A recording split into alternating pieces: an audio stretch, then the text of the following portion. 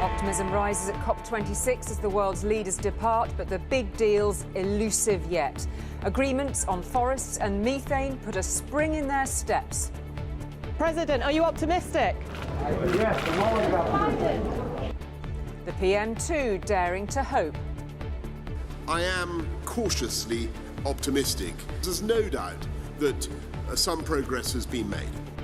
But poorer countries say they still need more cash to change, and there's alarm at no movement on coal, not least from the world's biggest emitter. China singled out again for not turning up. But praise for Prince Charles. Chris on a welcome parting shot from President Biden. He needs you badly. Oh, you're very kind to say. No, not just saying it. Yeah. The whole thing going. That's how it all started. In other news, a mother's fury as two policemen plead guilty to photographing her two murdered daughters and sharing the pictures. We need to drill down and get the rot out once and for all. The 4-year-old found alive after almost 3 weeks, the case of Cleo that has transfixed Australia. One of the officers picked her up into his arms and asked her, "What's your name?" She said, "My name is Cleo." And back at COP26, the celebrities and stars piling pressure on the politicians.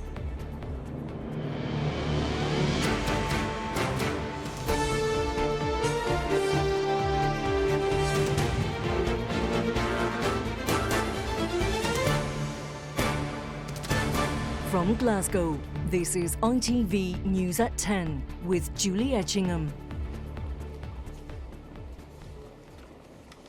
Well, good evening again from the heart of the Climate Change Conference here in Glasgow, from where world leaders are heading home tonight. They are leaving the future of the planet in the hands of their many teams of negotiators here. Before he left, the Prime Minister declared himself cautiously optimistic.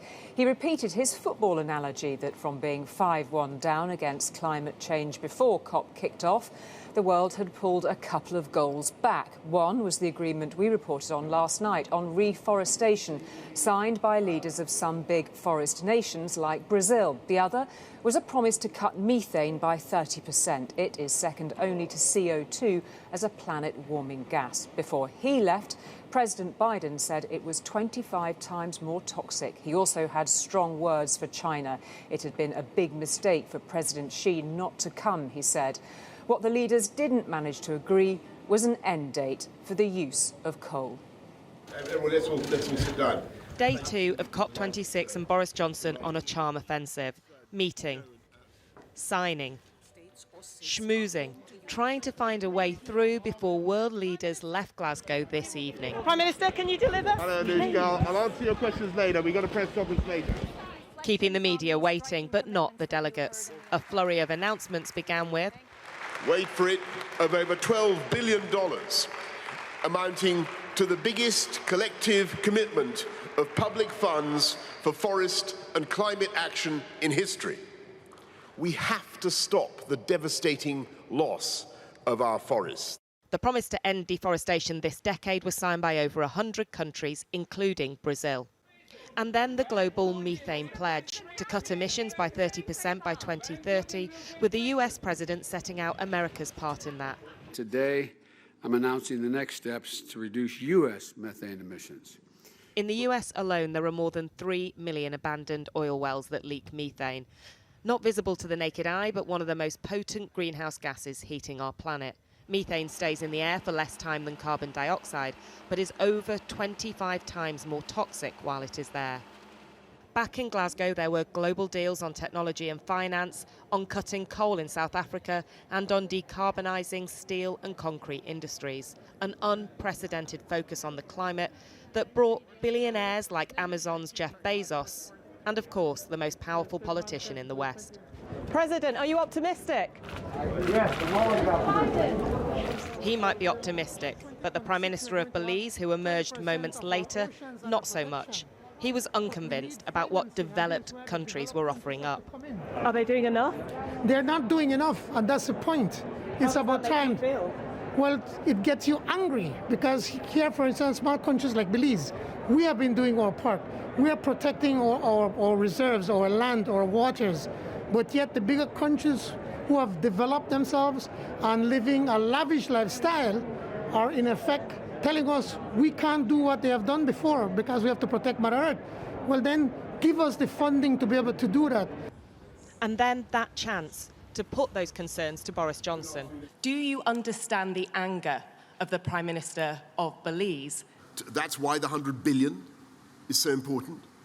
And it's good that Japan has stepped up, but other countries are going to have to do more. I'm not going to disagree with what the Prime Minister of Belize has said, or indeed with anybody who says that the world, in the remaining days that we have in this COP, the world has a lot more to do. The world, he said, but for President Biden, too many were missing.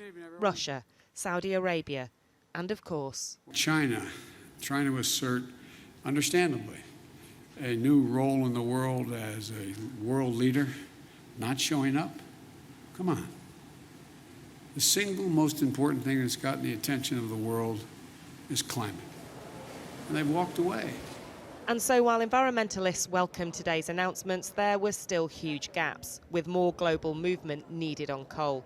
Meanwhile, the deadly impact of the climate crisis continues to loom, and the clock is still ticking down. Anushka Astana, News at 10. Well, I'm happy to say that Emma is joining us in person tonight because she's been travelling with the President's delegation. Let's talk first of all about the methane announcement. How is that going to play out back home compared to on the world stage, Emma? Well, President Biden is selling this as this big win and he's spearheading it, but actually it's going to be something that won't go down terribly well at home. I mean, if you think about what he's going back to sell, it's going to cost the big business, the oil and the gas lobby. It's also potentially going to cost the taxpayer. These were regulations that were in place a number of years ago. They got taken away by Donald Trump, and that was a really popular move.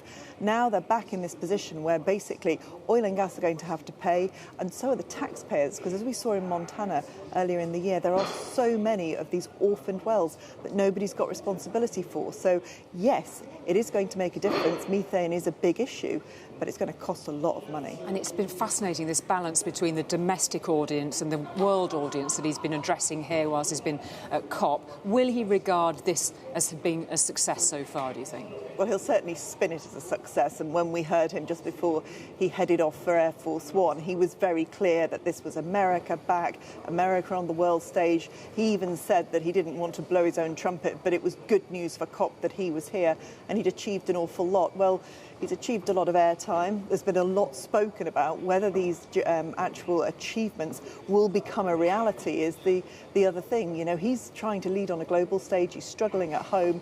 And really, you know, he said that he was wanting to go home and say to his grandchildren that they were making a difference here. I'm not sure he can necessarily look them in the eye and say that they really will be able to deliver all the things that they've promised in those grandchildren's lifetimes. OK, Emma, I know you'll follow it back there too. Thank you very much indeed. Good to see you. So the conference here has chalked up a success on getting more than 100 countries to commit to stopping deforestation and start returning forests to how they were. The agreement covers 85% of the planet's forests, including Brazil and Russia. OK, similar promises have been made and broken before. Brazil is a case in point. But if these hold, it could breathe new life into the lungs of the world, from Scotland to South America. On the slopes of the Scottish Highlands, ancient rainforest. It's easy to forget that it once covered most of Britain. A reminder of how rich our woodlands once were and how poorly we've conserved them. We have the birch, makes up part of the rainforest side of things. The oak is a big part of that. We'll have hazel and rowan. Here they're caring for our native species. The tree's beauty never in question, but right across the world they're also part of the answer as one of our best defences against global warming.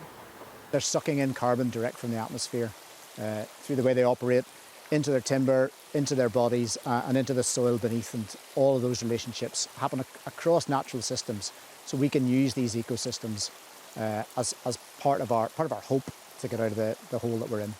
It means, though, that when trees are cut down, carbon dioxide's released back into the atmosphere. No wonder they're so intent on planting new trees here. But not every forest is equal.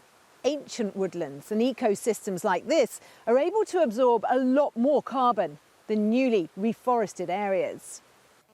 And that's why the pledge made here in Scotland to end or reverse deforestation is so critical. It covers 85% of the world's forests, with key signatories including Indonesia, where over half of the plantations supplying palm oil, used in everything from sliced bread to shampoo, have replaced native forests. The Democratic Republic of Congo, where 94% of forest clearance has been for agriculture, producing food for a rapidly growing population. And Brazil, where almost 60 million hectares of forest, that's the size of Spain, has gone in the past 2 decades, far more than any country on earth. No surprise that Brazilian activists in Scotland have paused to reflect that it's one thing to say, another to do. It's super important to know what criteria will be used for countries, what's the governance behind this agreement, and how progress will be measured. This is fundamental for the success of this deal. With a decade to deliver, there's concern too that the deal doesn't move quickly enough. But it aims far higher than anything before it. Rachel Younger, News at 10 in the Caledonian Forest. The financing deal to fund South Africa's transition from coal to renewable energy, which we reported on last night, has been confirmed here at COP26. Britain, the United States and the EU have come up with more than £6 billion to help South Africa decarbonise. Well, John Irvine is in Johannesburg for us tonight. Hi, John. Is this deal money well spent from what you've gleaned there?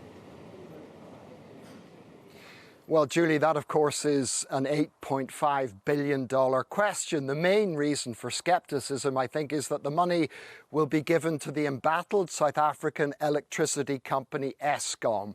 Its coal-fired power stations provide 90% of this country's electricity, but in the process, Julie, they pump out so much sulfur dioxide that Eskom stands accused of being the world's most polluting power company. It has a market share of 97%, yet despite that monopoly, ineptitude and corruption has seen Eskom run up debts of $27 billion. Now, when we asked the company boss why international lenders should trust Eskom with billions more, he blamed the company's problems on what he called his less than illustrious predecessors, and he promised strict oversight over the spending of any loans that he would get. Now, if you set Eskom's woes aside, Julie, then South Africa has enormous potential when it comes to renewables. Take solar power. Germany is a world leader in that field. Germany gets something like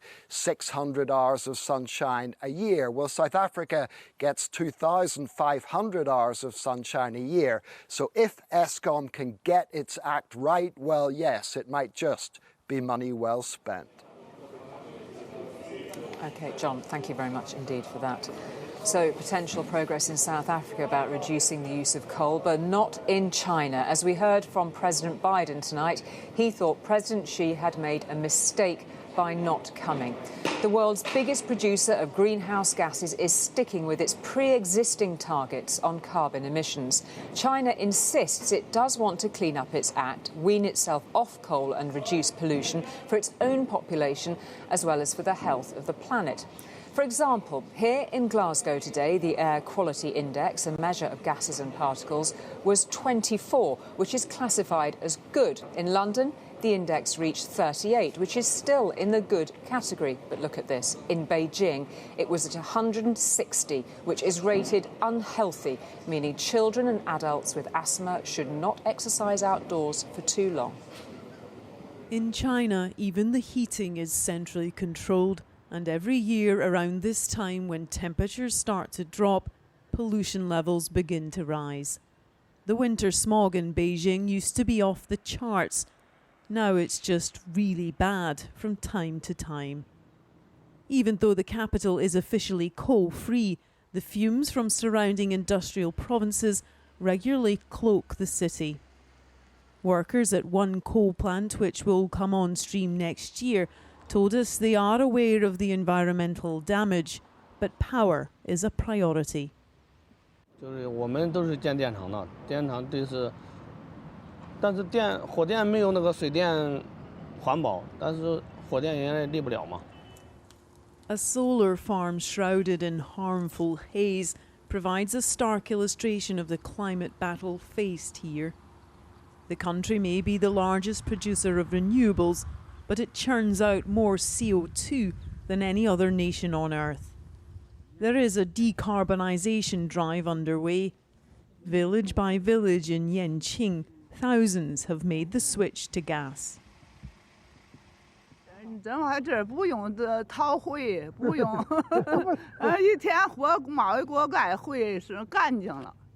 It's been a costly conversion, but you can't put a price on clean air.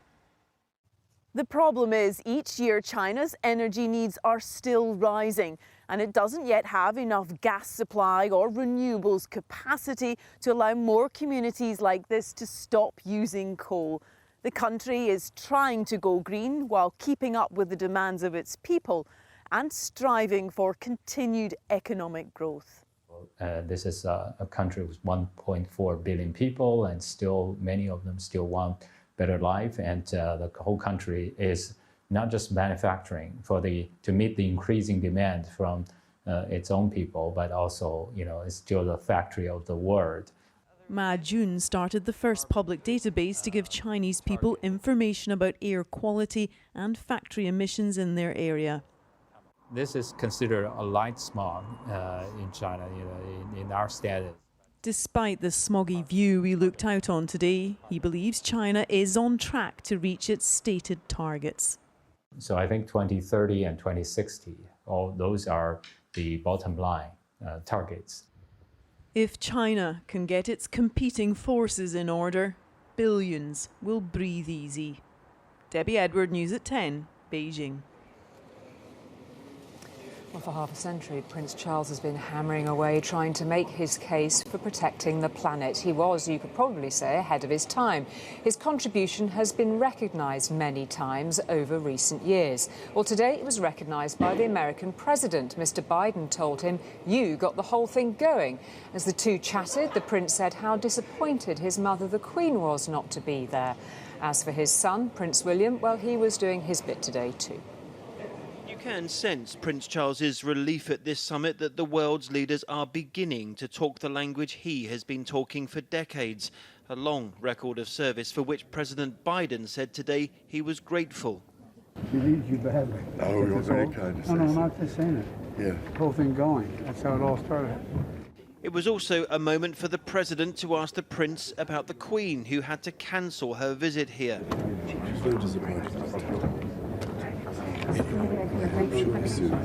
He did promise to pass on Mr. Biden's good wishes. Prince William, meanwhile, was given the platform to a new generation. One of the finalists of his Earthshot Prize, just 15 years old, was preparing to address prime ministers and presidents from the main stage. For people who say, why should I listen to a 15-year-old girl? Age never matters. Sometimes even a younger person can be really smart and really wise, and an older person not so much. She told us she got up at 4 a.m. to practice her speech. Venetia, we're all privileged to share the stage with you. Over to you. And it soon became clear all that early morning practice paid off. Many of my generation are angry and frustrated at leaders who have made empty promises and failed to deliver. We will lead, even if you don't. We will act, even if you delay. And we'll build the future, even if you are still stuck in the past. Prince William posted tonight he was proud of what this teenager did here today. We are certain you will hear the name Venetia Umashankar again. Chris Ship, News at 10, Glasgow. And Robert joins me now to give us his take on the last couple of days and really just rewinding a bit to G20 as well. You've followed all of this and all of the arguments that we've seen unfold. What do you make of what they've left after 2 days here? So look, on the flight to Rome with the Prime Minister on Friday, I don't know if you like his football metaphors any more than I do, but he said that in the battle against global warming, planet Earth was 5-1 down, and he was very frank that he thought catastrophe was likely. Now, since then, we have seen some significant developments of a positive sort. Last night we talked about this commitment to end and reverse the destruction of forests was important. Today, we've also got an announcement I talked to you a bit about last night, which is that the West is providing billions and billions of dollars to South Africa to wean it off its climate-destroying dependence on coal-fired power stations. So there's definitely movement in the right direction. There have been some developments that many would see as less welcoming. The fact that India is targeting no net emissions of greenhouse gases for 2070, which is 20 or 30 years too late. But something like 90% of countries now at least are committing at some point to eliminate those, frankly, planet-destroying emissions. But there is no chance, even if he gets his landmark deal, which I think he will get, which is a sort of pledge that all diesel and petrol cars will be eliminated probably 2035, something around that time. Even if he gets that, that's still not enough to keep temperatures to 1.5 above pre-industrial levels, which is the level that scientists say is important. So the most important thing we still have to hope for is that they find a way to keep talking and keep making plans, not immediately, but certainly 2 years later, to keep bearing down on those planet-destroying emissions. We've got a few days yet. OK, Robert, thank you very much indeed for that. And you can read more detailed analysis and updates of everything that's happened here today over on our website. To other news now. 2 police officers who sickened the country by taking pictures of the bodies of 2 murdered sisters were told by a judge today they would be going to jail for a long time. The pair were supposed to be securing the crime scene. Today in court they admitted misconduct. One had taken 2 photos and the other 4, which were then shared on WhatsApp. The anger of Bieber, Henry and Nicole Smallman's mother was palpable as she criticised what she described as the rot inside the Metropolitan Police. Are you going to apologise for what you did?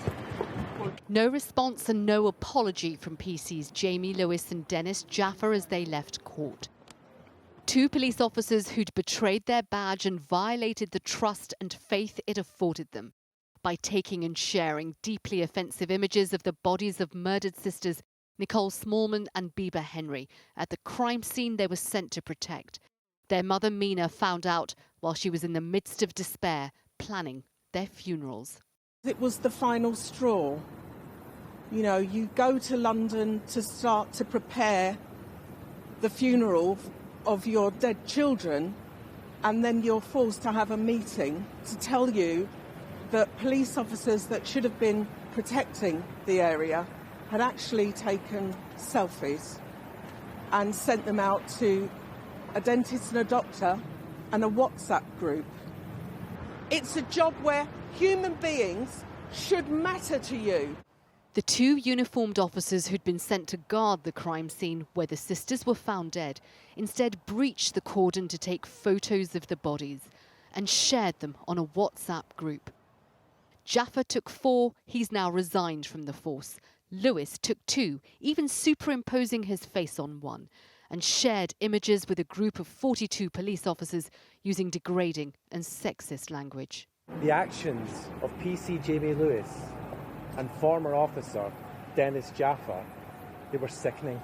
A culture where some officers don't see anything wrong with sharing deeply offensive messages and where others feel unable or unwilling to challenge has to change, and it has to change now. Mina Smallman went further, criticising the Metropolitan Police, its handling of the case and its Commissioner Cressida Dick. Her shoddy way of behaving and her responses since all of this has come out, she hasn't contacted us to say, I'm really sorry. We need to drill down and get the rot out once and for all. Cressida Dick condemned the officers as utterly unprofessional, disrespectful and deeply insensitive, and issued another public apology to the family. The PCs are facing jail when they're sentenced in December. Sejal Karia, News at 10. Yet more detail has been revealed about Sunday evening's Salisbury train crash. The latest theory from investigators is that the second train didn't stop when its driver applied the brakes at a red signal and hit the first one. Its wheels apparently slipped on the rails, or as investigators put it, there was low adhesion between the wheels and the track. Now, no one can begin to imagine what the parents of 4-year-old Cleo Smith have been going through the past 17 desperate days and darkest of nights. She was the Australian girl who police believe was kidnapped from her tent at a campsite. There had been no sign of her during all that time, until tonight. Breaking news, Cleo miracle. The 4-year-old girl missing for 19 days, found alive and well. Over the last couple of hours, Australians have been waking up on their Wednesday morning to some quite extraordinary news. 4-year-old Cleo Smith went missing from her family's tent on a campsite on the coast in Western Australia nearly 3 weeks ago. In the early hours of this morning, police found her in her hometown of Carnarvon, some 50 miles away. Cleo is alive and well. A police team broke their way into a locked house in Carnarvon at about 1 a.m. They found little Cleo in one of those rooms. One of the officers picked her up into his arms and asked her, "What's your name?" She said, "My name is Cleo." Cleo was reunited with her parents a short time later. This is the outcome we all hoped and prayed for. Police interviewed more than 100 people at the campsite. This is an urgent announcement from the WA Police Force. And offered $1 million award for any information regarding Cleo's disappearance. And her mother, Ellie, appealed for the public's help in what was an increasingly desperate search. If you know anything at all, call the police, because we want our daughter back and she wants us. We need her home. Ellie is back with her family now, thanks to what the Commissioner described as some incredible police work. Detectives are now questioning a man they arrested at the house where the little girl was found. Geraint Vincent, News at 10. Finally, over the past 24 hours, we've reported what the world's leading politicians and statesmen and women have said to try to bring a halt to climate change. But they are not the only influencers here, with views to express and hopes of getting a hearing. It's amazing who you'll find on the fringes of the conference floor. COP is trying to be about more than men in suits, but sometimes there is room for an exception. Leonardo Dicaprio has been campaigning for years with his own foundation, pressuring world leaders to do more on climate change. In Glasgow right now, he has a captive audience and plenty of interest in whatever he does. Sometimes it takes a bit of star quality in town to make the message more appealing. Former F1 champion Nico Rosberg is trying to pile on the pressure for global investment in electric cars, and he believes sport can lead the way. Formula One needs to be a role model in that sense, to then hopefully also inspire everybody who's following the sport and to think about it and say, hey, why don't I also do my little bit and contribute to this movement? That's essentially a big, important goal, and it's possible. Celebrities find it easier to get the ear of presidents and prime ministers. Climate activists usually have to try other means to be heard. Extinction Rebellion today blockaded the entrance to the conference and closed a whole bridge. The most famous climate activist in the world has also been getting her message across away from COP. Greta Thunberg inspired a new generation of mostly young women who are here to be heard above the mostly men inside the conference rooms. Among their number is OEO, the first school striker in China. I think it's really important that Greta also passing the mic to the activists in the global south, because they are the people who are experiencing the suffering. The last 2 years of the striking, my voices have shared to over millions of people in China and also in other countries. It gives the millions of people a hope that a young woman, she can do so much things and to get her voice heard. Lack of action inside COP is why so many alternative voices feel the need to step in now on the streets right outside. Peter Smith, News at 10, Glasgow. And that is it from Glasgow for tonight. It's quiet here now in this huge conference centre. The Prime Ministers and Presidents and other big political players have all left. Now it is up to their negotiators. They'll be back at work here in the morning with COP26 scheduled to end a week on Friday. They still have 10 days to save the world. From all of us here, good night.